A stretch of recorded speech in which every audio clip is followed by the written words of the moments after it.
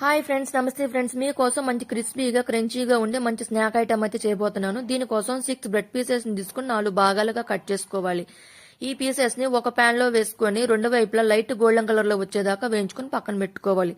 దాని తర్వాత అదే ప్యాన్ లో కొంచెం బటన్ కూర యాడ్ చేసి సన్నగా కట్ చేసుకున్న ఒక 5 చిన్నులపాయ రెబ్బలు, అలాగే ఒక హాఫ్ టేబుల్ స్పూన్ వరకు చిల్లీ ఫ్లేక్స్, సన్నగా కట్ చేసుకున్న 2 పచ్చిమిర్చి కూడా యాడ్ చేసి ఒక 2 టేబుల్ స్పూన్ వరకు మ్యాగీ మసాలా, రుచికి సరిపడ ఉప్పు, హాఫ్ టేబుల్ స్పూన్ వరకు కారం కూడా వేసుకుని ముందుగా వేయించుకున్న ఈ బ్రెడ్ పీసెస్ ని కూడా దాంట్లో వేసి, అలాగే ఒక 3 క్యూబ్స్ వరకు బటన్ కూర యాడ్ చేసి ఈ ఇంగ్రీడియంట్స్ అన్ని బ్రెడ్ కి పట్టేలాగా లో ఫ్లేమ్ లో ఒక 2 మినిట్స్ వరకు వేయించుకోవాలి.